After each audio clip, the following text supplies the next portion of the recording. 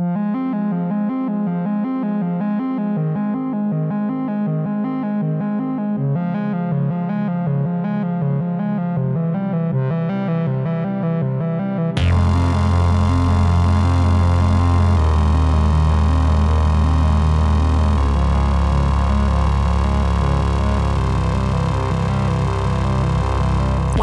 to Light and Shadow, a podcast about the complex themes presented in the horror genre. I'm your host, Nicole, and it's time to share another dark tale.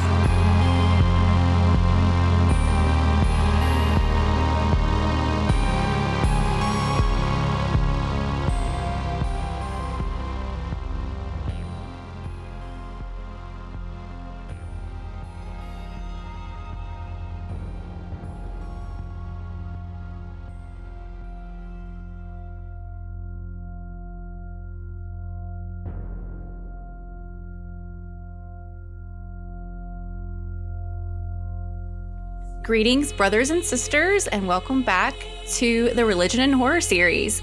And today we're going to be discussing The Mist, which was written and directed by Frank Darabont and was adapted from a novella by Stephen King. And I'm joined again by a good friend of the show, Andy. Welcome, Andy. Hello. Thank you for having me. Thanks for letting me get all this horrible religious nonsense off my chest from The Mist. There's a lot of it. There is a lot of it. And this is the third time that you have been on my show solo. And Bob and Juice have only been on the show once solo. So you're lapping the rest of the crew. I mean, sucks to suck, I guess. I don't know. That's what we used to say. So I'll go with that. They got to get their ass into gear. It's true. So I'm glad to have you on once again. And before we get into film discussion, if you don't mind sharing, what is your religious background? Yeah. So I was raised in a Southern Baptist megachurch for many years in Jacksonville, Florida, one that has to this day quite a stranglehold on the local politics of the area, certainly of the downtown area. And we went there every Sunday. My parents were very active in church. They met at church in the singles group. And so I was in Sunday school. I was doing Wednesday night services, the whole thing. That sort of eventually dried up a little bit. And a lot of that had to do with eventually I had cancer as a kid. So eventually it became like just one too many things for the week when so much going on with so many variables at play. And then it just never really got put all the way back into high gear. So I eventually found my own church, which was my friend's church, another Baptist, but not a mega church. And I did that for a little bit, but it was really more of a social scene more than anything. And it was very, very dabbly from my perspective. I was in high school at this time. And then eventually it just sort of became a private religious practice more than anything. Yeah, I think we all have, well, not all, but a lot of us have those experiences where we ended up in youth group, maybe because of faith, but definitely because of social things. You know, we have a lot of youth group trip memories and all of those things. So that's a pretty common one for sure. Oh, yeah. I mean, I would say that there's no shortage of people that I saw on a regular basis, primarily because billiard tables were involved. So, yeah. I mean, yeah. And I went to ministry. I went to a country church and sort of like in a small town, like middle of nowhere. So there was like nothing else to do. You know, if you wanted to hang out with your friends, that was kind of the deal, you know? Yeah. I mean, it's a provided rec center is essentially what it winds up being once you get to be a certain age. Yeah. So, I mean, some good, some bad. Yeah, definitely. So why, without going too deep, without getting into spoiler territory, why did you want to talk about The Mist? I really like this movie. I know that this is a movie that polarizes people to some degree, but I think that the thing that most people generally like about it is one of my favorite things about it, which is the religious zealotry that is put on display in this movie, and how like it's just the perfect encapsulation of like the fall of the fall of like rationality in the face of extreme danger. It's just an extremely good example of that, and it's done in sort of like a taken serious, like a B movie taken seriously kind of way. I just like aesthetically, I love this movie.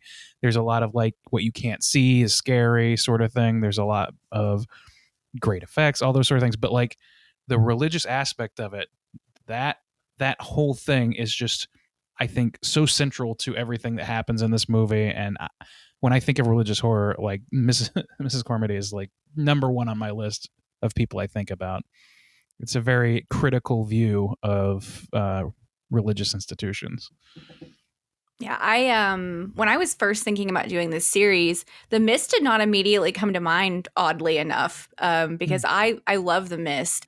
I read the novella in the there was a short story collection called Dark Forces, and that's where the novella was originally published. And I just happened to find that book at like my little local used bookstore, and fell in love with that story.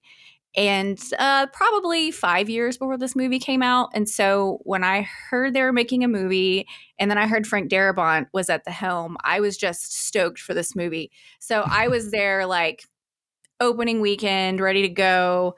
And this movie did not disappoint. So it's a movie I love. It's a movie I've watched a lot of times, but oddly enough, like I just didn't think of it as like an obvious choice for religion and horror, which it is. It definitely is. So, folks, if you have not seen The Mist, this is your spoiler warning. And I would implore you to please go watch it, because there is one giant spoiler that you need to be prepared for. At least one. At least one. Yeah. Now listen, everybody. We are experiencing some kind of disaster. No, it's the end of days. Oh my God. Something in the mist! Shut the doors! Shut the doors! I don't know whether it's man-made or natural, but I do know that it's definitely not supernatural.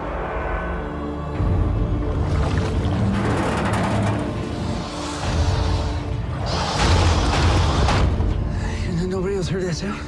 What sound? I don't know. Like something was like pressing against the door. But the only way we're gonna help ourselves is to seek rescue. We're going out. Tie this around your waist. What for? It'll let us know you got at least 300 feet. There's nothing out there. Nothing in the mist. What if you're wrong? Then I guess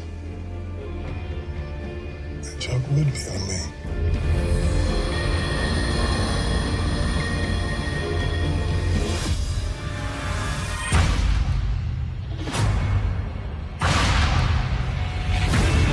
It is time to take sides. The saved and the damned. Read the good book. It calls for blood.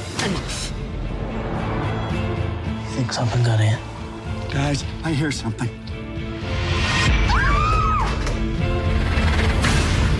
Don't you know the truth? We are being punished. You try it. We have to get out of here. Who knows how far this mist has spread? It could be the whole world for all we know. It wouldn't make us any less dead. Daddy, don't go. If something happens, cut and run. You can't go out. I won't allow it. Won't allow it?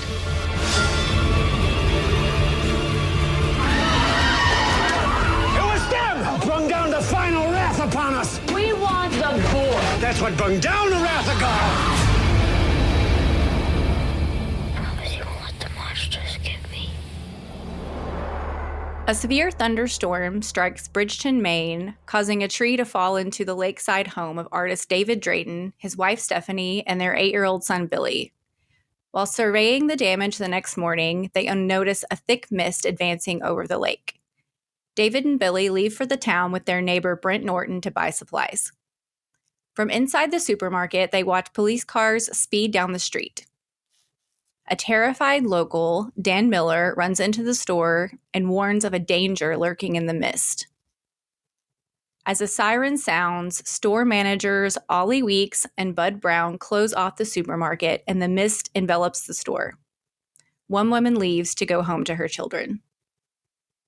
Against David's advice, Bagger Norm starts to go outside to fix the store's emergency generator, but he is grabbed by a tentacled creature and dragged into the mist.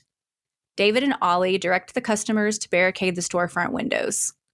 Miss Carmody, a religious fanatic, begins preaching about an impending Armageddon. Brent disbelieves the dangers of the mist and leaves the store with a small group to seek outside help. His group is attacked by an unseen force and presumably killed. David forms connections with several people in the store, including Amanda Dunphy and Irene Repler, 2 teachers who came into conflict with Miss Carmody over her religious take on the ongoing disaster. Amanda carries a revolver in her purse and gives it to Ollie, who is a former regional shooting champion. As night falls, enormous flying insects, attracted to the lights, swarm to the store windows and are preyed on by pterodactyl-like creatures. One of the predators, including Big Locust, smashes a window, allowing both species inside. In the ensuing panic, 2 people are killed, while another receives fatal burns while attempting to incinerate the insects. Meanwhile, Carmody is miraculously spared from an insect, which convinces her to proselytize more fervently and gain followers among the survivors. A small group, led by David, goes to the neighboring pharmacy in search of medical supplies, but is attacked by giant spiders that kill 2 men, forcing them to retreat. Miss Carmody, who had opposed the expedition, uses this failure to increase her influence by offering protection from divine wrath to new converts. The next day, following the suicides of 2 soldiers from the local military base, a 3rd soldier, Jessup, reveals that the Arrowhead Project, a government initiative to discover other dimensions, was underway at the base, and that scientists accidentally opened a doorway into the creature's habitat. Angered and vengeful, Miss Carmody's followers offer Jessup as a sacrifice and expel him from the supermarket. Outside, he is immediately devoured by a giant praying mantis-like creature. As David and his group prepare to leave the store the next morning, they are stopped by Mrs. Carmody. Billy has been chosen by her group to be delivered as the next sacrifice to appease an angry god. As the crowd descends on Amanda and Billy, Ollie shoots and kills Mrs. Carmody. The traumatized survivors then allow the group to leave. As the group makes its way through the parking lot, Ollie is devoured by the praying mantis-like creature, while 2 others, Myron and Ambrose, are killed by the spider creatures from the pharmacy. Bud runs back to the store and is let inside by the patrons. David, Billy, Dan, Amanda, and Irene reach David's car and leave. Driving through the mist, David finds his home destroyed and Stephanie dead. Devastated, he drives away from town, passing a colossal 6-legged beast and eventually running out of gas. With no means of escaping the mist, the adults decide to end their lives. Aiding their suicide, David shoots Billy and the other 3 survivors with his 4 remaining bullets before leaving the car to be taken by the creatures. The mist suddenly dissipates, revealing an army convoy beginning the process of exterminating the creatures and restoring order. David, seeing that the army has also rescued survivors, including the woman who left to go to her children, realizes that he killed his son and fellow survivors as they were just moments away from rescue. He then drops to his knees, screaming in despair. Roll credits. Yep. One of the most famous bleak endings in recent horror cinema, I would say. Yes. And we'll talk about that a little bit later, because I definitely want to get into thoughts about the ending. But first, let's just get right to the heart of the matter. What religion and or religious themes are present in this film? I mean, I think we both know the answer to that question. This clearly has like a lot to say about Christianity in particular, Christian zealots and zealotry and fire and brimstone preaching and proselytizing. I think that a lot of that just has to do with what, Stephen King wrote this. He wrote what he knows. As always, it's in Maine. It's in the Northeast. So he has his tropes, and criticizing Christianity is not an unusual trope for him. I don't think. I'm not the biggest aficionado, but I think it's it could have been another religion, but this is the one that makes sense for the context of this movie. I think that there is a lot to be said about Christianity in this film, but really it's pushed through the lens of moral panic and really just panic in general. Like, chips are down situations. What do you turn to? How do you make sense of the senseless? And so what's going on here is a bunch of people slowly but surely losing their grip on thinking rationally and instead listening to the loudest and most abrasively worded voice in the room. People that even mere hours beforehand they were mocking and deriding as being a quack or being unstable. Throughout the course of this movie, the majority of people in this grocery come around to her way of thinking in just out of sheer desperation for anything to help it make sense. Clearly, she thinks this is the apocalypse, and she thinks that pretty much from the get-go, like right at the beginning, she says it's death. From the very beginning, she has a frame of reference for what she thinks this mist is and what she thinks its purpose is. And I was too just engrossed, enjoying rewatching the movie. About halfway through, I was like, I should be writing down all these scriptures she's referencing. I thought the same thing. I was like, oops. Yeah, to see like, is it real? Because sometimes, in a film, they'll like kind of play fast and loose, and especially with a movie like this where there's a theme. I was like, are these all tied together? Are these actual scripture references? And I did find a few. I did not go back and watch it and write down every single one, but I went back and looked up the one about star wormwood. Like there's a point where she says star wormwood is blazing. And she also mentioned something about how the scorpions will come out of the mist and be given power. And all of that stuff is straight out of Revelation. And I have a passage out of Revelation that I want to read, because when I was looking up these scriptures, I found a whole section that sounds pretty familiar. And it's a lot about the 7 seals and the 7 bowls. And so this is the part of Revelation where like the angels of judgment are coming in and like unleashing different phases of the apocalypse. Mm-hmm. So here we go. This is Revelation 8 and 9. When he opened the 7th seal, there was silence in heaven for about half an hour. And I saw the 7 angels who stand before God, and 7 trumpets were given to them. Another angel who had a golden censer came and stood at the altar. He was given much incense to offer with the prayers of all God's people on the golden altar in front of the throne. The smoke of the incense, together with the prayers of God's people, went up before God from the angel's hand. Then the angel took the censer, filled it with fire from the altar, and hurled it on the earth. And there came peals of thunder, rumblings, flashes of lightning, and an earthquake. The 5th angel sounded his trumpet, and I saw a star that had fallen from the sky to the earth. The star was given the key to the shaft of the abyss. When he opened the abyss, smoke rose from it like the smoke from a gigantic furnace. The sun and the sky were darkened by the smoke from the abyss. And out of the smoke, locusts came down on the earth and were given power like that of the scorpions of the earth. They were told not to harm the grass of the earth or any plant or tree, but only those people who did not have the seal of God on their foreheads. And I think Miss Carmody has read that passage a couple times. Yeah. I mean, some of that stuff, like, yeah, you said, I'm pretty sure verbatim in there, right? Like you're pulling that directly from her, right? Yes.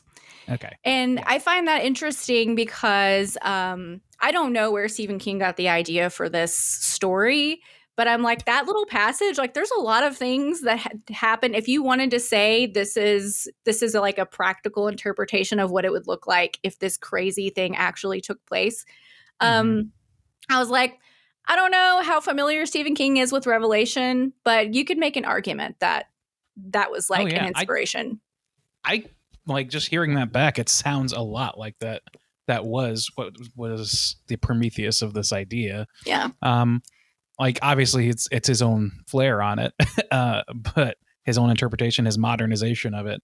And one thing I thought was really interesting is there's an earthquake at one point in the movie. And I've always wondered, like, what is that? Like, what is the earthquake that's happening? And we never learn about it. So when I read this passage and there was an earthquake and then everything like hits the fan, I was like, oh, Huh. Yeah. Well, in fairness, having played numerous video games where hell rises to earth by way of foolish scientists meddling in things they don't understand, I would say that the initial earthquake as parallel dimensions converge is a pretty standard trope. Um, maybe because of this passage, who knows? I mean, it's biblical, and Lord knows it's the source of so many things. But I took it as that. I took it as Black Mesa Research Institute accidentally ripped open a hole to other dimensions, and these creatures are now able to walk through, and the mist is part and parcel to that. You know what I mean? It's because I think that is after the mist, right? Because you have the lightning storm, they're in the store, then the mist hits, Dale from Walking Dead runs in, and then you get the earthquake, right? That's the next step, right? So it's a little bit out of sequence, but I still think it's just a result of the scientific meddling. But it's clear that it's meant to be interpretable that way. In fact, this whole movie is one thing. By the time I get to the end of this movie, and I don't want to jump ahead too much, but I had this sinking feeling that I've never really thought too deeply about in the past when watching this movie, which is that Carmody's pretty right about everything. And as far as we know, without having seen, anything that's outside of the purview of David and his clique, everything we experience is channeled through him. So we don't get to see what happens to the people at the store. Maybe they all made it. We don't actually know. And that was a bummer to think about. I had the exact same thought. And I said, I've watched this movie a bunch, and I have never entertained that reading. But I guess just because I was looking at Miss Carmody a little closer this time, I've always thought, well, of course, everything she's right about is just a coincidence, and people are just seeing what they want to see. She doesn't actually have these insights. And then when I watched it this time, I was like, oh my God, there is a reading of this movie, and it makes me very uncomfortable. And I don't know that I fully subscribe to it, but there is a reading of this movie where she was right. And the reason the mist dissipated is because David killed his son, Billy. See, that I never really considered as the ritual sacrifice angle until I saw it on your notes here. That's the first time I thought about that. Really, to me, it was just man, I know she's right a lot of the time, and the coincidence is part of what makes her so believable, and that's what makes all these people convert to some extent. It's not just desperation. It's also that she keeps being right. The situation keeps bending to her predictions. She's lucky as hell is what it felt like. And that seems to be what the movie is portraying everything as. But the movie ends in such a way that really makes it seem like there's a very compelling reason to think that that she was right all along, and that this is actually a biblical event that is just being told in modern times. And if that's the case, to me, I'm not big on it, man. I'm not big on that reading. It's to me the sociological aspect of people panicking and hurting each other or whatever like that. There's so much lip service paid through the obvious stand-in character Ollie to the failings of people as a group. The line, fundamentally as a species we're fundamentally insane, something like that. I was like, every time I hear that line when I watch this movie, I was like, Frank was proud of that one. And that was confirmed by watching the behind the scenes footage today of him repeating that line. He considers it the thesis of this movie. But if that's the case, then man, you've really kind of got he leaves it open enough to a substantial amount of doubt. And maybe that's to make us uncomfortable. Maybe that's a really clever thing that he was doing that I was just never really thinking about. But it also kind of, the reason it's so clever is the reason that it hurts is because it kind of undercuts what you think you take from this movie or what I thought I was taking from this movie. I will say, just knowing Stephen King so well and watching the rest of the movie and having a good idea about what Frank Darabont was going for, I do not think that was his intention. Was that Miss Carmody is right, and once the sacrifice is made, the mist is over. So I do not think that was the intention. It's interesting to think about, though. But think about this. When she gets shot, Ollie shoots her in the head, And there's this really funny moment where David turns to Ollie and says, "Thank you, Ollie." And it's like just this fairly small moment. Really I funny. love that too. But like it cuts back to her and she's laying in the cross formation with a pool of blood forming a halo around her head. Like, I mean, and also like the bug not attacking her, like the mosquito, whatever giant thing is, dog-sized mosquito that's on her and leaves her alone. Like, I don't know. Like, I understand making things happen by happenstance to push people to believe her, and that sociologically makes sense. But you put all those things together, and like the way that he's shooting her as literally a dying martyr with a halo makes me wonder if he doesn't mean to do it. Like, I don't know how that could be an accident. Yeah, that's a good point. I hadn't thought about that one. So while we're talking about the uncomfortable things, and we're already talking about the end, let's just talk about the end. Do you like the end? What do you think about the end? I love the end. Sincerely, it's like very few mainstream horror movies go this bleak, and like it's understandable why. It's not crowd pleasing. It's not meant to make you happy. It's meant to make you feel like crap, and it succeeds at that.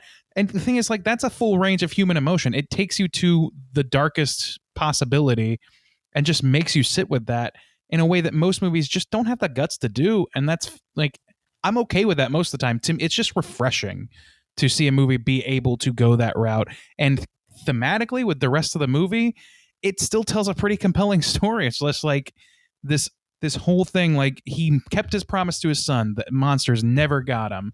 He did everything he could. He did everything as right as he possibly could given the circumstances. A little debatably, but mostly undebatably so. And it's, you know, sometimes you do all that and the worst possible thing still happens and you just gotta like sit in it. Sometimes a movie is good for that reason, like is improved for that reason. Like there's more depressing movies out there. I would say like Martyrs is more depressing. Certainly there's more depressing movies for behind the camera reasons, but like there's a lot of movies that end in bleak notes, but this is such a mainstreamer. Like this is a Stephen King book. Like there's no like heartwarming Losers Club ending. There's none of that. Like no. I just appreciate it. The novella ends differently. It ends pretty ambiguously, which is pretty common for Stephen King shorter works, which I'm a fan of an ambiguous ending. I know some people don't like it. Yeah. But man, I love this ending as well. I think it's the right ending. I agree with you. You don't see it very often. I feel like the movie earns it. Like it makes sense to me. And I remember the theater I was in. I remember where I was sitting in the theater. I remember who I was with when I saw this movie in the theater. And when we got to the end, nobody moved. Like when the movie was over, no one got up for like 5 minutes. I mean, That's incredible. It was so great. And like the way the movie ends too, you've got the big music and then the music fades out and it's just the helicopters and the tanks and you're just hearing like ambient music or ambient noise, and I remember it made you feel like I'm there with him, and this feels awful. It's just one of the most memorable theater experiences I've ever had, and so the fact that I love it, and I think the movie earns it, and also just that experience. I think it's one of the great like all-time horror endings. I really do. I do too. I mean, like they're horror movies. Like they're not you're not supposed to necessarily walk out with a smile. Like there's something absolutely to be said about like, oh, you get yourself scared and then you laugh about it afterwards. And that's the appeal about horror movies to most people. That's why something like a bleak ending for like Return of the Living Dead, you chuckle about it. It's not really like, it doesn't pierce your soul this way though. But sometimes you need a movie to do that, to let you know where the bottom really is. And I'm glad you said that they earned it, because they definitely earned it. Like this is like such a tightly written script, like almost to a fault. It feels it's a B movie. Like it is a B movie. It's the way that it's shot. A lot of the dialogue could be pulled right out of something from the 50s, and it's like tentacle monsters and stuff. Like this is a B movie, but they're putting like every amount of seriousness that you can possibly imagine into it. They're taking it as seriously as possible. And I love when movies do that. I loved when The Witch did that. It took something that is typically laughed at and seen as very silly and hokey, and it took it seriously to the point where you had no choice but to engage with it on the level that it is presenting itself on. And to end on a bleak note really just sells home like just how wrong you were to laugh at this dumb idea. Like, you know what I mean? Just to take it all the way back to what made those things horror fodder to begin with. So now that we've talked about the big Yeah. ending, let's talk about some of the other things that this movie has going for it. What do you think were some of the scariest moments? Because it is a monster movie. It is. I think honestly, like this movie is incredible because I can't decide if it's more terrifying when it's like gruesome or more terrifying when it's somber and quiet. Like it's almost in equal measure, and that's a tough line to walk. I mean, like you get, the famous thing is you don't show the monsters. Well, this movie shows the monsters, and granted, they've not aged perfectly in the years since, but I think that for the era they came out in, you could qualify them as really impressive. And I think that like most horror movies that I go into with monsters and that sort of thing, like if they show a lot of it, I'm not scared.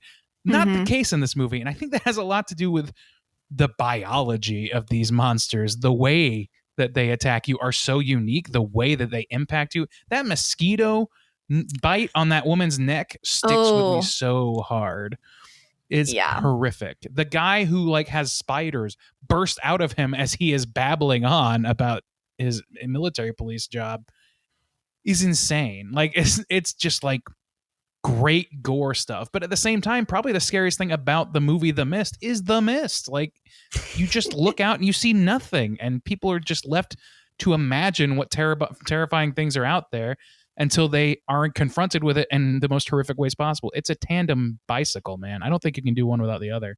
So scariest moments, I think the mosquito thing got me, the spiders thing got me, but just in general, anytime they're walking through the mist and they do those weird soft cuts to different angles of walking through the mist, the tension's so high.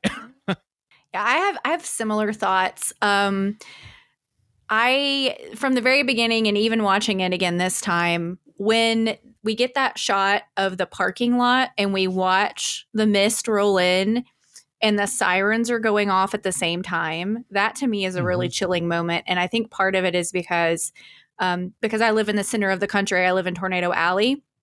So I grew up with those tornado sirens. And so I think that's kind of what it reminds me of. And it's always like still and quiet kind of when those tornado sirens go off. The storm's not there yet. So it's usually like this sort of dead space before things get crazy. And so that scene combined then with Dan, I believe his name is, running in and his face is bloody and the camera is kind of blurry and kind of jerky. And so it feels really real. And he's just like, there's something in the mist. Like that whole first initial setup is just like, oh man, like what's going to happen? And the spiders in the pharmacy, man, that whole scene is just so creepy. And there's actually a couple moments of humor in that scene, though. You have Miss Repler with her little like torch where she's like torching the spiders. And then Dan like spears one, that's kind of a funny moment. But that whole scene is just horrific, especially when you realize too, like the webbing is like acid and then everybody's trying to dodge the webbing. It just takes it up a notch. And what you said about the creatures, I agree with. They don't hold up 100%, but they hold up pretty well. And I know you said you couldn't find the black and white version, but that is one of my biggest pros for the black and white version is all the creature effects kind of blend a little better. Because, a lot of times in CG, the color is one of those things that's just not quite right. Color or like lighting or whatever just doesn't quite look like everything around it. And It's in the tough black to and set white right, version, it just kind of flattens everything down. God, I And wanted you to see sort that of feel version. you sort of feel like you're watching like a movie from the 50s also. So if the creature effects aren't 100% right, it sort of works with that version. See, like I'm an easy mark for things like that. For like this is a B movie set with, very set as modern and sophisticated, like with characters who aren't stupid. Do you know what I mean? This is a B movie with like smart characters involved, overly smart. You could even argue, and to a point where like having this movie in black and white. I haven't gotten a chance to see it, and I really looked for it, but it just seems like it would be perfect for this because I'm a sucker for like old, like something about a black and white movie. It transports you to what you think is a more innocent time. So anything that's like off kilter, anything that's eerie or whatever seems more so. That would be incredible for this movie, like because it goes to such dark places, but it does it so gradually and so like step by step that every step is a step deeper into like a more dark realm. Black and white is perfect for that. That's exactly what I want out of it. So I mean, yeah. And then as far as the visual effects go, you're totally right. Like it's really tough to get CG to look realistic at all, as we all know from decades of or years of looking at movies that people fail to make convincing CGI in. I mean, I think the creature designs are all impeccable, but they only had the technology they had. And you're right, like having it in black and white, it's a unifying thing. I feel like without having seen it, I totally can imagine it. Yeah. One more scary thing I wanted to talk about is the scene when they like corner the soldier Jessup and they're asking him about this, like what are they doing up there, and did you know about it? And that whole, well, this is scary for two reasons. One, I really like how they plant these seeds of this Arrowhead project, but they don't ever get too specific. Like they don't dive too deep into exactly what was going on or exactly what was happening. And he doesn't even know. He's just heard rumors. So we assume that that's what's going on. They've, ripped a hole into another dimension and that's where these creatures are coming from. But it's like just enough of an explanation without getting too much in the weeds. But when they like stab him and throw him out into the mist and he puts his hand on the glass, and after he gets like pulled back, just all that's left of him is his just handprint on the glass. And then they do this really like slow pan over to Miss Carmody and she says, "The beast will leave us alone tonight. Tomorrow we'll have to see." Like that is the moment to me where like everything takes a really dark turn. And it seems like that's after that is when she starts to like gain more momentum with people, like serious momentum. That, and then after the trip to the pharmacy, a few people are like, "I can't even, I'm done," Well, I mean, several people kill themselves in the shop. And I would argue that even before that, because I mean, they killed that guy in a religious fervor, and out of righteous indignation. Probably like part of that is like, holy shit, you work for the people who did this to us. Therefore, and then the person who's been comforting me this whole time is telling me that you specifically are to blame and need to be sacrificed. So why not? I feel pretty mad that this is happening and that all these people have died. Why not kill another person? And that's the sort of like logical leaps that a bad actor, a terrified and terrifying cult leader type person can push you to. They take those bad feelings and they direct them at a convenient surrogate, and they allow you to take those things out on people. And you do horrible things to people because horrible things are happening to and around you, and you need to rationalize it somehow. You need to find something, like Toby says earlier. Toby Jones, Ollie says earlier, he's like, when they're trying to fix the generator. The generator. Thank you. They're trying to fix the generator, and they're like, and Tom Jane's like, "We don't need to do this, guys. Like, we're not even running off this power right now. You're gonna send a kid out into that mystery mist that people have been screaming about, that I just saw something in, just because? Like, there's no reason to do that." And Toby Jones says, "Look, they're going to do this because it's something they can control. And right now, that's the one thing they desperately need. that's part of the human condition, is when you feel like you don't understand things, the thing that's unsettling about that is not feeling in control. So having somebody like Mrs. Carmody around who has from the beginning been getting it right, whether or not it's an accident, which I always assumed it was, like, it's comforting to people in need of comfort. And so they will defend that comfort if they come to a certain point. And that's the point where it really, to me, that's when it's like all bets are off now. Like before that, people could have been pulled off the brink, but I think they're too far gone at that point.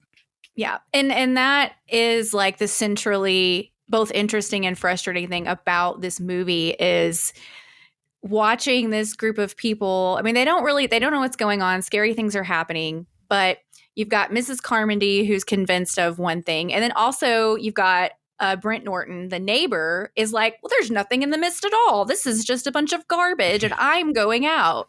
You know, he's a level-headed guy. Yeah. He's a judge. And like, even though he's a jackass, like we kind of like him. Of course, also I love Andre Braugher, so that's part of the reason why I like him. Yes. Yeah. But like they have that. This movie excels at giving you just like little snippets of like sweet moments with people that really pay off. And at the beginning, when you see David and Brent and they're like, you're like, okay, they've, you know, this is like sensitive, but like they're making nice. And like, you know, he like holds Billy's hand to go into the store and like, that's all very lovely. So then when it's all ripped away very quickly and he's basically like, screw you, I'm glad my tree fell on your car. I'm taking these people into the mist. And he just like cannot be reasoned with. Like he and Miss Carmody are very different, but they're both like equally as resolute and like, no, we will not listen to each other. We will not be calm. We will not work together. We will do what we want to do and go our separate ways. And it's just so frustrating. You're just like, oh my gosh, if you guys would just take a minute and work together and listen to each other, everything could be different. Everything could be different. You're right. You're absolutely right. But also, Andre Braugher's character, like he is such a like the way that he exudes respectability, like as an actor, Andre Braugher is just like, he just does, like he's like got this commanding voice, like I don't know, like he just demands respect. He's a highly respected person in the community, or not in the community, but around the community. At least not according to the locals. So I don't know. Like I'm kind like my he is rational to a fault, and that's an interesting point of view to have. I have a hard time like not seeing it his way when he's talking. Like he's okay.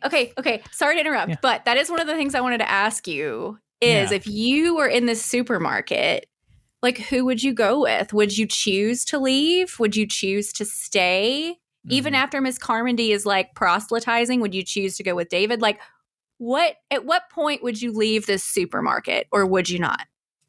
I would absolutely be like, and I know it's like it's engineered this way, but I would be right with David for most of it. But at the beginning, that's the only time that like David to me is like, he's not wrong. He's not doing anything wrong. He's doing it as calmly, and he's trying to be as rational as possible to this very rational actor. But like, he's not selling it well. And I have a hard time putting myself in Andre Braugher's shoes and thinking to myself, why wouldn't I feel the same way he's feeling right now? Why would I then go into the back room with these guys, several of which have grudges against me potentially, or who at least don't like me very much? Like, why would I believe that this isn't something that's just an in poor taste prank? And the thing that I keep coming back to is I just think that me personally, I'm a little bit more, I just feel like I would be more willing to hear him out and like be like, okay, well, I'll go back there, but I'm taking this guy, and this guy who are friends of mine. We're going in there together, and we're just going to take a look, and we'll make an assessment from there. And if nothing's back there, then we're going to continue with that knowledge. But I would have gone in the back with backup. I would not have gone in the back exactly as they had set it up, because I would be very dubious and be very scared that somebody was trying to pull one over on me. So yeah. I guess that's why he is his motivation is very believable in that scene, because we have seen what David and Ollie have seen, but you would never expect rational people to believe there's a monster on the loading dock. I mean, you would just never, which is why he goes to Brent in the first place, is because he's like, well, he's respected. He can convince people. I'm going to get to him first, and then he's going to help me. So it's not a far leap that he wouldn't believe him. But yeah, when he's just so opposed to even looking, to even considering it, that's when sort of the frustration starts, even though he's justified in doing so. And I'm sad that he died. Yeah. I mean, I'm sad that he died because I'm sad that he died. But also, I was like, man, I really would have liked to watch him in the rest Struggle of this movie. with it. Yeah. Yeah, like he's just such a great actor. And I mean, just in general, the cast in this is great. They're all, oh my God, they're this cast all is so stacked. fun to watch. Yeah. I mean, I like Tom Jane a lot. Like, I feel like I don't see him that often anymore. I just don't think, I never feel like he got as many leading man roles as I think he was probably owed by the universe. This is kind of proof of that to me. But Marcia Gay Harden's in this movie. Toby Jones is in this movie. William Sadler's in this movie. This is a feast of character actors, and it pays off so beautifully.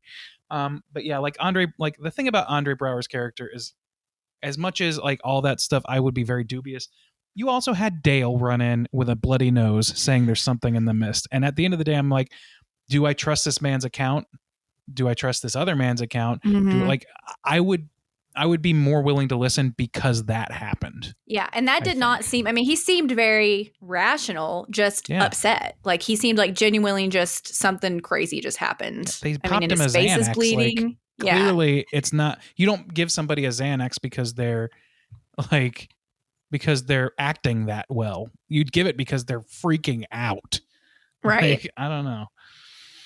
So I don't know. I just to go back to that for a second, but like, yeah, the actors in this movie, and also like this movie feels a little bit like a dry run for Walking Dead, both in theme, tone, and actors. Like you've got I can't remember some of these characters. Jeffrey DeMunn, who is Dale in the first several seasons of Walking Dead. You've got Laurie Holden. You've got Carol's name, whatever her name is.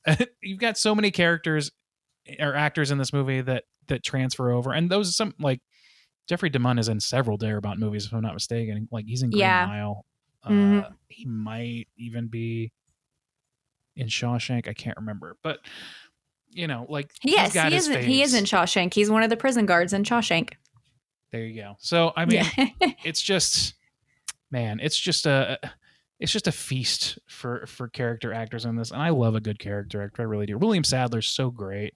His character in this is so, like, he plays a shithead so well. It's so beautiful to watch his transition. Like he is like the stand-in for every dumb guy you've ever known, but like to a 100th degree, who's going to every single time make the dumb decision every time, even when he realizes he's wrong. He's still saying like, well, I didn't know what you meant. Why don't you talk good? Like, it's so great to watch. And then also he's fun to watch when he's completely snapped and he's gone over to Miss Carmondy's side. Yeah. He's also a delight to watch as a crazy person. He's screaming and like doing, like, you know, being her like number one fan out in the front and screaming for expiation. Expiation. That's so fun. Oh, I had to look up the definition for expiation, by the way. I was like, you know, context clues, but I want to know for sure. It is the act of making amends or reparation for guilt or wrongdoing. Atonement. There we go. Sesame Street. Now we all know what expiation means. I love Toby Jones in this movie, but like when he says that, it's like it's too glib. I'm like, okay, this is a little indulgent. Like the Toby Jones character is so much like the one-liner machine, but like in a calm and like docile kind of way. It's great for a while, but sometimes it's like, okay, this is like, and everyone stood up and clapped kind of story moment. Like, you know, a little bit much. I love that little piece of his character too, where he's like, the target shooting champion. He's just this little nerdy little man, and nobody would think that he could do anything with the gun. And he's like, you know.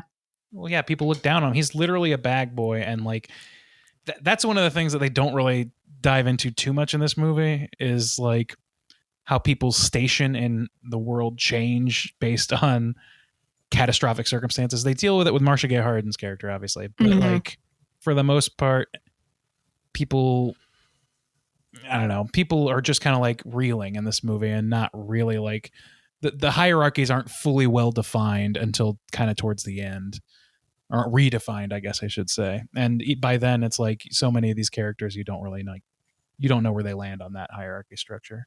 Yeah. I don't know what I was getting at.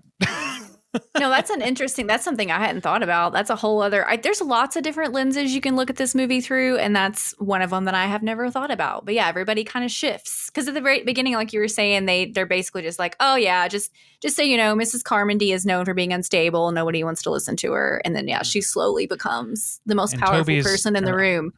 And Ollie is like the only other character that kind of does that transformation to that extent, where it's like literally a bag boy, all around guy you like, but just, you know, a guy working, an older guy working at a grocery, you know, not necessarily highly respected profession to, you know, the high achievers in the world. But here he is with all these like incredible insights, with an incredible command of firearms, which is desperately needed. Like he is kind of the Daryl Dixon of this movie. Well, you know, in the Bible, it says somewhere, the last will be first and the first shall be last. So he is pretty meek, but he doesn't inherit a damn thing. No, it's very, I know it's like so many really sad deaths in this movie. His is one of them, you know. Well, he wouldn't have made it anyway. Yeah. But unless he had gone back like his boss did, which who knows if he made it. That's another scene that strikes me as like really the manager, like whenever that ended up having to go back is who I'm talking about. Bud, I think is his name. He has to go back. He gets back into the store and he's standing there watching them drive away, and his face is just like dejected. I was actually surprised they let him in. I thought that they were going to take another moment to showcase the cruelty of like the iron fist that Miss Carmody had for following her principles.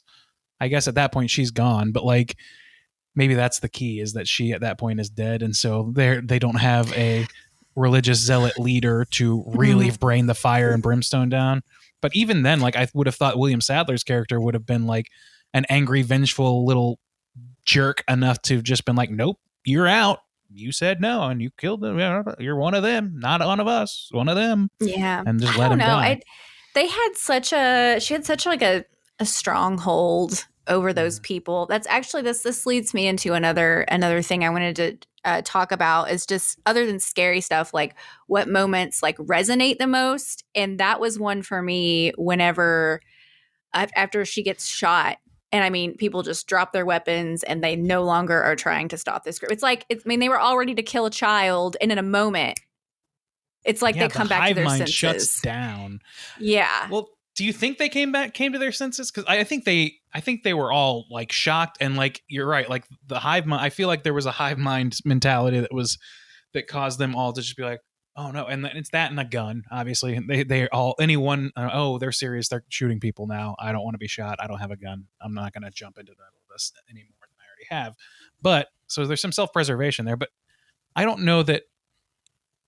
Like, I don't know that if David had just popped her in the skull and like killed her that way with his broom handle, like I don't know that they would have reacted that way. Or if they would have just been like, because one woman starts yelling at him like, you murdered her. They were like an inch away from going right back to religious fervor. They were just kind of in shock. That was my read on it.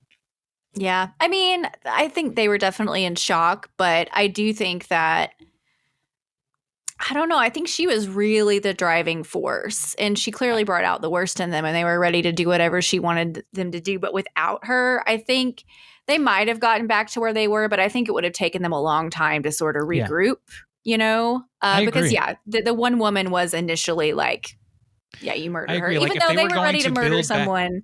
If they were going to build right back up, it would have had to happen right at that moment. It would have had to happen before they left the room, but the gun allowed them to leave the room. If they had stayed there, I think it would have gone right back to where it was.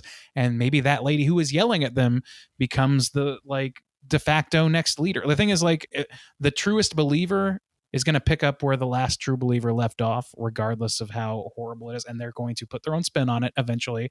But they, in order to maintain control, they have to walk the tightrope that is already there for them, laid down by Carmody, get to the seat of power, and then throw their weight around a little bit. So like she would have had to, or whoever would have had to be like follow the same fire and brimstone sort of approach that Carmody was pulling, just to keep the unit together, keep that hive together long enough for that person to fully take control. It's like any religious institution works kind of the same way. It's just not necessarily barbaric. Right. Well, exactly. Yeah. And I mean, and they even have, Miss Carmody has been martyred even. So they would have like this point to rally around, this cause to rally around. Yep. And if the mist also continues, right, they would probably still believe, well, we still haven't made our sacrifice, because it can't be. This was really like nuanced and interesting too, how Miss Carmody, it's not just anyone. The sacrifice has to come from the doubters and the prideful. It has to come from their group. Yeah. So that conveniently always sets up the them versus us. And it's not us. You know, we're holy and we're pure, and it's them. You know, they have to sacrifice. They have to be the ones to atone. It's so true. that, and, that dichotomy is still set up in those groups. And, like one thing that surprises me about this movie, and that like to a point where I'm kind of like, I wonder if this was maybe a little like done too much for shock value and not so much following the human nature that I find so interesting about what they're talking about. But like the idea that they would just jump to sacrificing the child. Like, I don't know, like this is even in the situation they're in, even as in like just a couple days they've been there and how much they've devolved. I feel like infanticide is still, or I don't know if that's right, actually that might be apparent, but like the killing of a child is still kind of like the one great transgression that you will never ever dig yourself out of for pretty good reason. Like it's inherently genetically and morally like hated, and it may have happened a few times. There may have been some close brushes and some stuff like that in the Bible and in other religious texts. But ultimately, like, people are repulsed by that. So the idea that people would go along with that right away, even in that furor, I really feel like like the more logical thing would be for Marcia Gay Harden to point at David Drayton or Laurie, who she just specifically hates. I think that speaks more to like who I see Carmody to be, which is ultimately a scared, petty, violent person who thinks of herself as above these people, and especially certain people. Yeah. And, I think something that really irks me about Ms. Carmody, I think she's a great character. I love watching her, but as somebody who is still a person of faith, to see people like that on screen is really infuriating in other ways. Yeah. And again, like, it's totally fair, and like it's what makes this movie great. But one thing I really love in the inclusion of this movie, and this character is not in the book at all. I didn't know that. There's the biker guy. Oh. So the biker guy that like volunteers to tie the rope around his waist for David to see how far they get. Before he leaves the pharmacy, he says, I believe in God too, but I don't believe he's the bloodthirsty asshole that you make him out to be. Yeah. And like that guy, I was like, thank goodness for that guy, because we don't get any of that in the novella. But I think from what I know about Stephen King, he doesn't talk about his like spiritual beliefs very specifically. He has said that he's not a fan of organized religion. But just from reading his work and things he said, I do think he believes in God or believes in a higher power. And because he most of his books, there is a little like there's a hopeful ending. I think that he wants to believe that like things will work out in the end, and that the higher power is good and all of that. So I almost feel like that guy and that statement is like a little bit of a stand-in for Stephen King's larger views, if he will permit me to presume such a thing. But as somebody who's just endlessly frustrated by her and by lots of people that I see in religious institutions, I just love that guy. I'm like, yes, that's what we need. That's the counterbalance that like a lot of religious people need, and a lot of I mean, we all need a counterbalance, really, and that's when you get to one extreme, when you're starting to become literally bloodthirsty for murdering people or for seeing people die, and you're taking joy in the misery of so many people. It's like that most common understandings of religion understand that to be not the point. Like, you know, yes, not the point. it's a reflection of the person who is religious as to what that religion means to them. And I think that, like, you know, the Carmodies of the world, they certainly exist, and they present a real and present danger to anybody who thinks differently than them. And then you've got people who just, you know, have their beliefs and, you know, pursue those beliefs and, you know, do whatever like that makes sense, but like does not impose themselves on others. I think that like that's one of the key differentiators in Christianity to other religions is the need to bring people in and proselytize. It's an aggressive stance, or at least it can be. It gives license for aggression.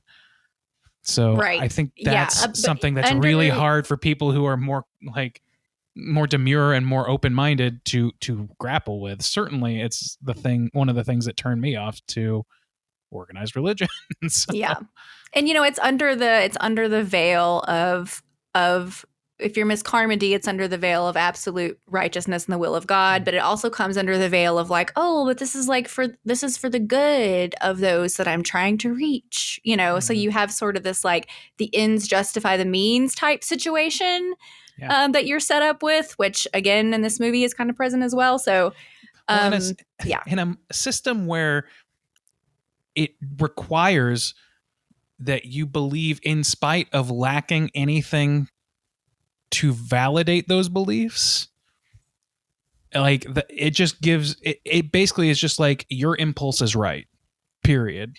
Like you the impulses that you kind of are ashamed of, you bottle up and you say, no, that impulse is wrong. But the other impulses, telling other people how to live that way, that's something that you have the license to do, and you have the moral prerogative to enforce upon them. And that's how we end up with like, you know, like theocracies and things like that in government. So yeah.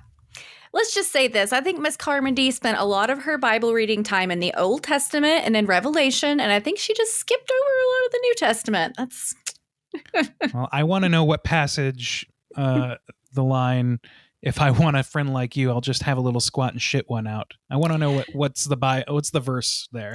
Yeah, that's a really nasty, telling little scene with Miss Carmody for sure. Like, there's nothing like, and that's the thing is like, if people who believe in a truly vengeful God, they don't have any reason not to act that way. Like it's like being nice isn't a commandment, not coveting things and whatever. Like, and everything is infinitely interpretable.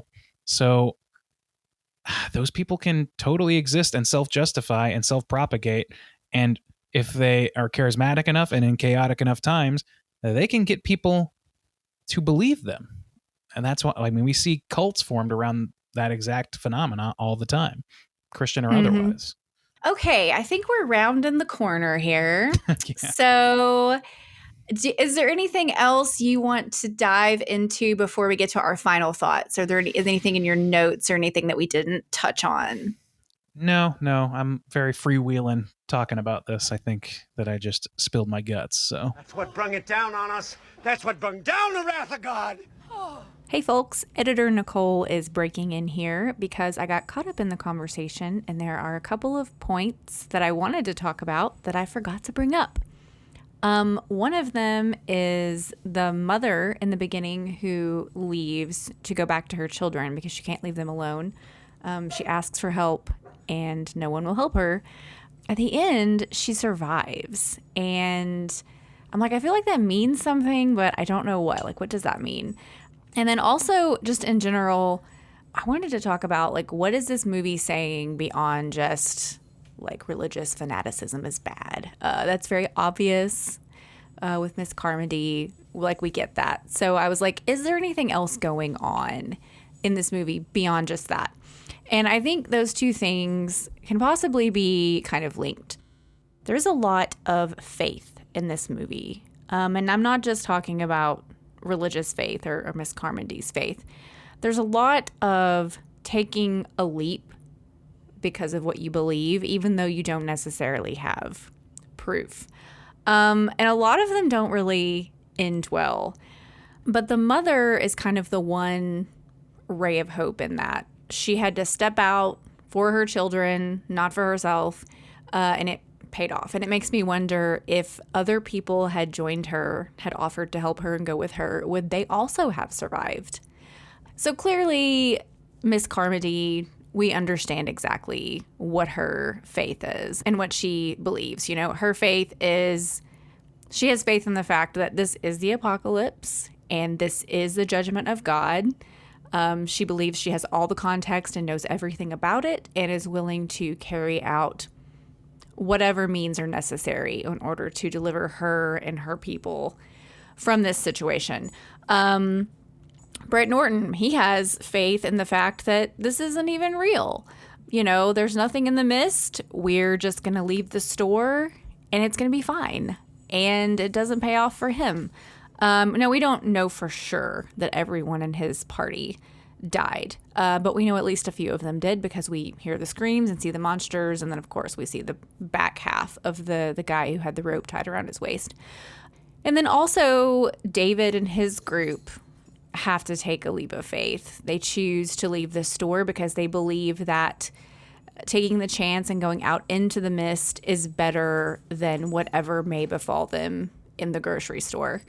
And, you know, no one really has, like I said, proof that the choices they're making, the leaps they're taking are going to pay off. Everyone has to just assess the situation based on what they've seen and make a decision, which is what we do often in our daily lives.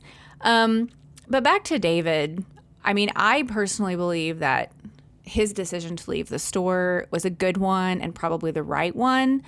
And it's really a bummer that it ultimately didn't pay off.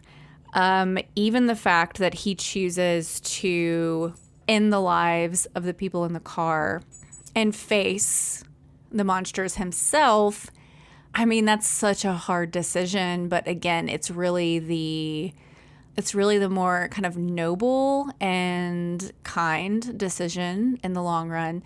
And there is the scene where his son Billy says, "Promise me that you won't let the monsters get me." And he says, "I promise." And that's such an important little scene. It's such an important piece because it helps us understand why in the world David could choose to do that, even though he doesn't know for sure that they're gonna die when they run out of gas. But because of everything they've seen, it stands to reason that they are going to be ended by the monsters. And he's promised his son, "I will not let the monsters get you." So he does the more merciful thing. So again, it's just really a bummer that his leap of faith does not pay off the way that we would want it to. There's also this idea of like the sacrifice of a son. That's, you know, the cornerstone of Christianity, and how the sacrifice of the son is very difficult for the father to see. I don't think that necessarily has any specific bearing on this movie. It's just something that struck me on this watch. So yeah, anyway, I just wanted to take a few minutes to go down that road and explore the idea of faith and what that means to different people and how different people interpret it, and how even if we aren't religious, we all have to take leaps of faith at different points in our lives. That can be with, I mean, just everyday things like, should I take this job? Of course, we have faith in our partners, our spouses, our family. It's something that I think we can all identify with, whether that's on a religious topic or not. Okay, Now, back to our regularly scheduled programming. Give me your final wrap up. We don't do like scores on this show, but just give me your final thoughts on The Mist. 10 stars. No, my final thoughts of this movie. I really, really like this movie. Like for all the reasons I've already talked about, like sociological aspect, I'm challenged by the idea that there is supported interpretation of this movie that goes counter to that and is actually like, nope, the worst person in the movie was right all along, and it's that the Onion image of the guy. But like that's, I don't know. Like I think beyond that stuff, it's a tightly written narrative that is like it's a little bit by numbers, but it's played so strongly, and the acting is so strong, and some of the dialogue is so pointed, and it gets so bleak that it infuses an otherwise classically seen as silly idea or silly, like another movie with this premise would have been sillier. This movie does not allow its silly premise to be taken as a silly premise. And I think that's such a strength.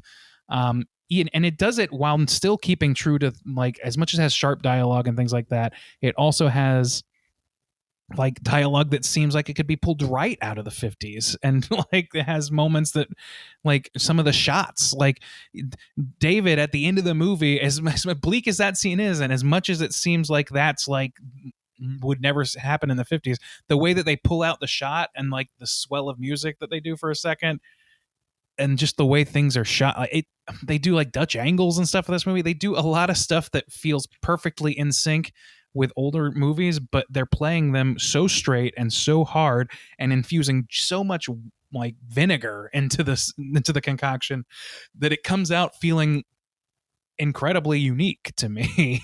Like, as much as it's using tried and true everything, it's just a well-balanced recipe is I guess what I'm going to land on. It's just a really well-balanced movie. And for all of the things you could point out as being like a little inconsistent or a little bit weak or a little bit silly, you can counterbalance it with something else. So I think it's strong as hell, personally. How about you? Watching this again, I just kept thinking, this is just a good horror film. You know, we've got the spectacle of like the monsters. I think the gore is really effective and hard hitting. There's like just enough of it. But also, like, just like you said, like it could, like, even when I was reading the synopsis, like some of the things I was reading, I'm like, that sounds kind of silly, but they pulled off making it all very believable and all very serious. And I think a lot of that is because we are constantly kind of putting ourselves in the shoes of the characters. And like all the characters are interesting, even like the little characters, everybody interacting together is just very interesting. And like you said, it's got a bit of that old fashioned quality, and it feels like a 50s black and white monster movie, even if you're not watching the black and white version. And I'm pretty sure in the intro, not in Dark Forces, but in this story is also in Skeleton Crew, which is a short story collection. And Stephen King always puts a little like intro before his stories. And this is not a direct quote, but he basically says like, imagine this in black and white in a drive-in. Like that's how he wants you to like read the story, you know? And of course, I know you share this with me, and that I really like it when horror movies have a message that I can like think about and chew on. And of course, this movie has that message, and it's not buried very deep. It's right on the surface, but it still is deep and meaningful. Of course, it points out the flaws in humanity and the hubris of humans. Those themes are also often present in those old black and white monster movies. There's a lot of like examining of man and morality. And like I said earlier, I think it has one of the all-time great endings in a horror film. And I've seen over the years, people just hate the end of this movie. And then there are people like us who think it's the greatest thing ever. So I really appreciate that dialogue and that reaction. Like, this movie is never going to just fade away and be forgotten solely because of that ending. And Also, Frank Darabont took less money so he could get that ending. The studio was like, we will give you a bigger budget. And he was like, I don't want your money. So That's I rad. really, really respect that. Yeah. He was like, he had the rights to this movie for years. It took him decades to make it. And when he got his small budget, he was like, I will make the movie that I want to make. And I think that really shines through. Can I infuse Sure. just one moment of graphic Sure. designer to graphic designer talk here? So you were saying that, people hate the ending of this movie, and it just immediately made me think of something that's been happening this week, which is that some of the work that I've been working on has been focus group tested over the last couple weeks, and I've got to sit in on some of those focus groups and see what people have to say about it. And it's kind of a serious topic. It's a PSA. I'm legally not allowed to say more than that, but Right. But some of the reactions we get from these things, people are very skeptical or dubious or whatever. But like, people really only respond positively to the concepts that we were presenting to them that had positive messages. Like, there's a way, like, different ways of approaching something. Like, you're pointing out different things, like, oh, this is important because your family's important and you want to be around for your family. And then we had other concepts are like, here's a hard statistic: X number of people die because of this problem. Maybe it's worth looking into. And people hate that. They viscerally do not want to be confronted with anything. I think that people fundamentally, like, especially when you're like asking people to be critical of something, if it makes them feel bad, regardless of whether or not feeling bad is justified for the topic, they will see that as a negative. And that's not unfair, especially if you're trying to sell something or whatever. Mhm. But when it comes to artwork or whatever, this is the bold move. This, like, the fact that he took less money is just further emboldens me to say, like, yeah, this is clearly something that was not made with satisfactory ratings in mind. It was made with, here's the message, you need to grapple with it. It's not going to be pleasant. It's not going to be fun. And that's what I like about movies that are willing to take that risk, or artworks that are willing to take that risk and make you a little uncomfortable. And I say that as somebody who was made even more uncomfortable about this movie this time around than I ever was before. So. Yeah. I mean, 100%. Like, that is like I said, like, I feel like every time I watch it, like, I notice little things I didn't notice before, and I really love that about it. I also think, I don't know, like, this movie is still, after all these years, like, very emotional for me too. Like, when I was watching it this time, I expected to just, I'm just gonna like brush up on it. It's been a while. And I still was like I said earlier, when the mist rolled in, I was like, I kind of had chills, and I was like sort of on edge. I'm like, I know what's gonna happen, but it's just, I don't know, it frustrates me at times. It makes me excited at times. It makes me sad, of course, at the end. I mean, I just don't know what's going to happen to David after this. But I think ultimately, like, my final word on The Mist is that it's a story that I think it's going to stick with me for the rest of my life. Yeah, that's completely fair.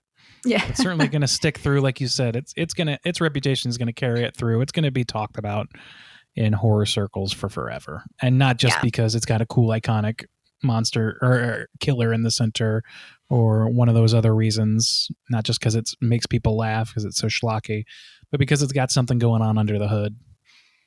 Yeah. Oh, one thing I wanted to mention and I didn't is the music in this movie is very interesting. And like, I really, really love the big swell at the end with just mostly like the organ and the voice. And the name of that song is Host of Seraphim, which is another Revelation reference. An angel, isn't it? Yes, the a seraphim is. Angel?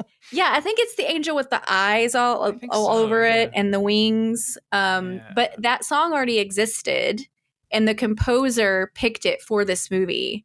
So I find that very like a fun little like happenstance. Is that an angel of judgment? Is that what a seraphim is? I don't know particularly. It would be appropriate if it was. It would be. And it would be yet another reason for me to be uncomfortable with the idea that Carmody could have been right. I'm going to make a shirt that says Carmody was right, and it's going to get like completely plastered all over TeePublic. Let's do it. I'll buy one. Sign me up. I wouldn't buy one, but I know people will.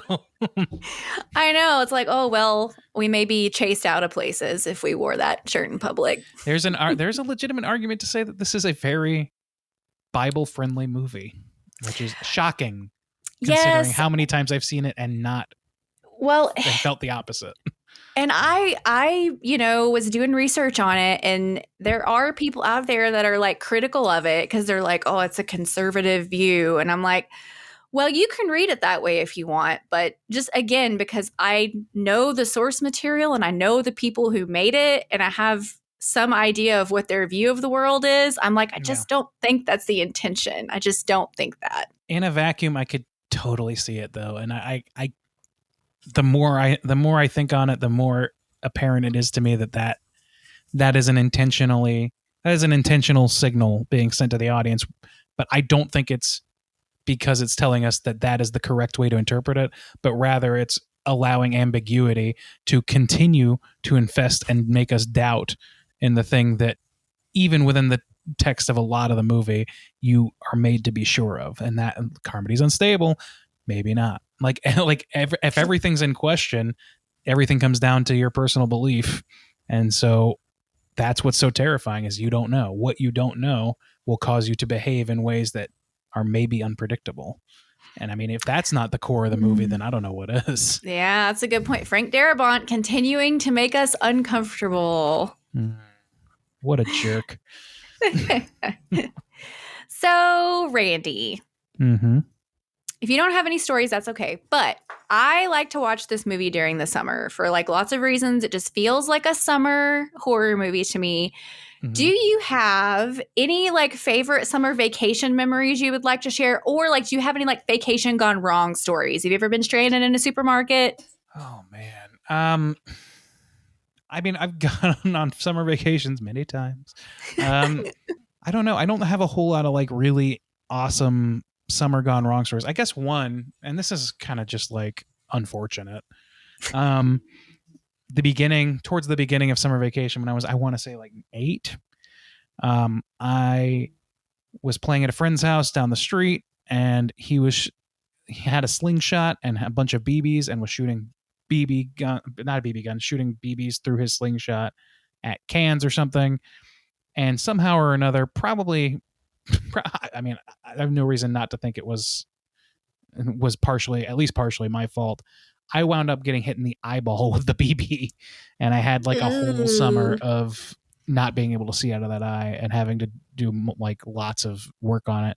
And that was an eye patch for a while. Yeah. And I remember the night I went to the hospital and I was just like, they took it off. All right, let's see what you can see. And it was the mist in one eye. It was literally the mist. It was terrifying. And then the following summer, I wound up, long story short, there was some disarray at the house. We were painting, and I walked past a tile that just completely cut my leg open. And so I couldn't walk all summer. And then the following summer after that is when I was diagnosed with cancer. So I had a run of summers that just kind of sucked. I don't know about summer vacations didn't really happen for me for a while. That's terrible. Yeah. So that's about as close as I come to a scary story for summer. Yeah, I don't have any like summer gone wrong stories I can think of, but every time I watch this movie, it does remind me of we used to go to the lake every 4th of July, and we would go. It started as like a couple day thing and then expanded to like a week long thing. We would rent out a big house and invite like all of our friends, a lot of them from youth group. And then we would just be out on the boat all day. Like it was fun, but we would always side hug. Yeah. Yeah. Girls, please wear a one piece and a t-shirt. No, that was not the case on my parents' boat. We could wear whatever we wanted. But anyway, but we would always like go to the grocery store to like buy groceries for the week. And so I always think about those times when I watched this movie. I never had a bad experience in the supermarket. Well, I did have a woman, not on vacation, but just when I was at Publix in Lakeland, Florida one day. I was at the meat counter, like shopping for meat, and this woman backed into me with her motorized cart, like pinned me to the case. Like I was shopping and I heard beep, beep, beep, beep. And the next thing I knew, I'm like crushed against How the do you meat think they get their meat? She's a trigger man. Yeah. And she didn't move for a while either. And she didn't apologize. Like typical old crusty Florida lady. Man, it wasn't great. That's a breed. Great. That's a breed all its own. So, do you have any recommendation for similar stuff for people to watch if they like The Mist? Have you thought of anything? Yeah, I've been thinking about this. You had prompted me with this earlier, and the one that I just keep coming up with because of the very analogous character that is Mrs. Carmody is Midnight Mass. Bev Keane and Miss Carmody should have a bridge club in hell. Yes. No, like this is like for those who don't know, it's a miniseries on Netflix, and it's got a lot of similar themes to this movie. It's less bleak, but not bleak. I think that it offers. We were talking about like offering balance and like how the motorcycle guy or whatever said like I don't think God's an asshole like you do. Like it's a long form show of about like I want to say like 10 hours or something like that really allows you to dig in to the contrasting feelings about supernatural and gods and monsters and all that stuff. So yeah, I recommend that. I think that if you're gonna, and it's also very Stephen King-ish. Everybody thought so then, and everybody thinks so now. And I think this is in part why, because it talks about the hypocrisy of some faiths and like the bigotry in many forms and all sorts of things like that. I would say that's the one that I would point to. Yeah, that would be a great pairing. And I would say like Mike Flanagan needs to take a page out of Frank Darabont's book because I loved the ending of Midnight Mass. I think it was very appropriate. But on the whole, that man cannot land a horror ending. He's way too sentimental. He's not willing to break the heart of his audience. He needs to take a lesson from Uncle Frank and like give us a dark ending, Mike Flanagan. I know you have it in you. You did it with Oculus. You did it with Absentia. You can do it again. True. He's not completely without those things. And like I don't know. I like the endings that I like him a lot. Like so I think there's only a handful of his projects that I haven't enjoyed, and they were usually not for the ending being weak. It was usually bigger issues than that. Looking at you, Dr. Sleep. Anyway. Yeah. No, I think that's a good call. Yeah, we'll pick on Mike Flanagan on another day. So I have kind of a long list of stuff, but like 3/4 of it is other Stephen King stuff. But right off the bat, this reminded me of the Twilight Zone episode, The Monsters Are Due on Maple Street. I was going to bring that up earlier. Yeah, it's a very similar story. And of course, it's the black and white feel. I'm sure there's lots of Twilight Zone episodes that have parallels, but that one is like spot on. Also, Invasion of the Body Snatchers, the original one from 1956. It's like classic black and white monster movie. Paranoia abounds. And then to get into the Stephen King stuff, the novel Under the Dome, which I just read maybe 6 months ago. It's a big one. It's a doorstop. But it's very much a small town. Everybody's literally under a dome. They don't know where it came from or what it is. But people start taking sides, chaos reigns. We're, rooting for a protagonist that's very similar to David Drayton in a lot of ways. So if you can read 1,000 pages of King and you like that setup, Under the Dome. There's also a delightful little short story in Nightmares and Dreamscapes called Crouch End. And it's very Lovecraftian. And I believe the creatures in Crouch End are probably very akin to the creatures in The Mist. There's this place that's basically a thin place in the world where things can come through from the other dimension. But it's just a short, kind of subtle story, and it's very creepy. And then I would also recommend the documentary that Andy brought up earlier. It's called When Darkness Came, The Making of the Mist. It's available on YouTube. I will link it, but it's about 30-40 minutes long, so it's very short, but you get a lot of just Frank Darabont's technique of how he made this movie, his joy making this movie. I think it's really good, and it has a lot of little gems if you're at all interested. And the last thing I will recommend is there's a podcast I listen to, a Stephen King podcast called The Losers Club. These people do deep dives on everything. They're the biggest King nerds ever, and they have an episode, like a 3.5-hour episode about this movie, and they go way more in depth than we did. They share a lot of our views though, which is interesting. So I like them. That episode. And that's all my recommendations. So Randy, before we go, plug your stuff. Okay. So I am on a horror film centric podcast called Straight Chilling. I'm one of 3 hosts. We've been doing it for so many years now. We're going on 500 episodes sometime next year. It's, we have so many movies. We review one movie every month. Every week, excuse me. We've been doing that for a long, long time, as well as a bunch of mini episodes available and some YouTube content and all kinds of other stuff. So we're out there doing stuff. We're constantly kept busy doing all kinds of horror-related things. So check us out, especially on our podcast. The main feed is on any podcatcher you can think of. Straight Chilling. That's a hard G. Not a soft G, it's a hard G. So you get the pun. Yeah, I meant to mention at the beginning that you were from Straight Chilling, and I think I just glazed right over it, which if people have been listening to my show for any length of time, they know who Straight Chilling is. They're like horror besties. You guys are all besties of the pod. So I'm sure the people know who you are. You're about the OG of the OGs, so I'm sure your listeners have seen the crossover here or there. Yes. And you guys, and if they don't want to listen, I don't blame them. Yeah. No, like if you're listening for a horror review show like Straight Chilling, it's always where I send people. You guys have been doing it so long. You have a great rapport. It's entertaining. Like you got a good system. It's a good show. If you listen to no other horror review show, that's the one. Straight Chilling. I appreciate that. It's extremely low stakes, so you can come out of it hating us, and many do. So yeah, well, that. and Andy is always very humble, I think, about his contributions and as their accomplishments as a whole. So I always have to toot the horn and be like, no, you guys have done some really, really cool stuff, and we're all very thankful for what you've created. You're a far superior horn tutor than I am. So. And as for me, as per usual, you guys can find me on Facebook and Instagram at Light and Shadow Pod. I have a Patreon, patreon.com/Light and Shadow Pod.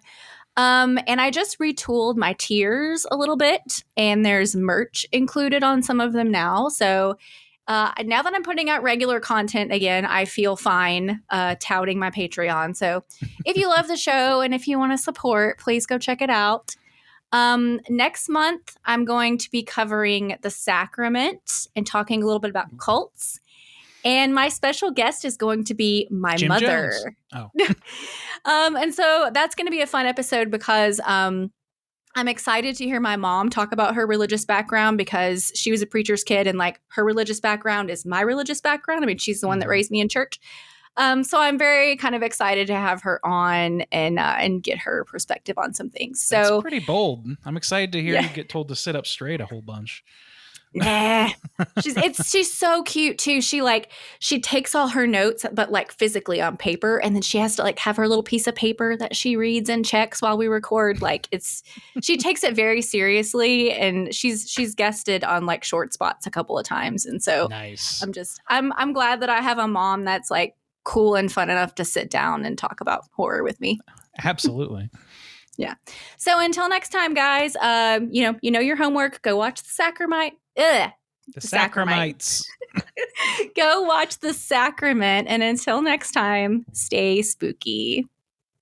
The 21st century thus far has proven what one of my characters says in the movie, which is that as a species, we're fundamentally insane. There's just no way we're going to be able to get along. I guess that's been our history, certainly.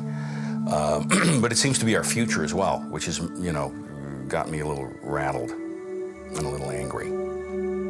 This movie has echoes of political and religious situations that we find ourselves in now. It raises a lot of interesting topics that have been debated in the press and current events over the last couple of years. And all of those things obviously played a part when Frank got around to writing the screenplay and directing the movie, casting the movie, which is a part of direction. But they're not for me to say, other than to say that he and I share some political convictions as to what they are. The viewer who comes to the movie with an open mind and a clear eye will see that for themselves. I hope that this one counts. I hope it's something that you know, kind of rocks people back a little bit, and that they'll remember, you know, the way I remember those entries into the genre that I carry with me. Whatever may come, however audiences feel about it, whether people embrace it and love it, and whether they don't, it really feels like the movie I set out to make. In spite of the incredibly condensed schedule and the low budget and all that stuff, or maybe even because of that. I hope it plants a little flag in their brain, the way that the story has planted a flag in my brain and in the brains of those people who've read Steve King's story. I hope the movie does the same thing for moviegoers, and that it does kind of stay with them, does kind of haunt them.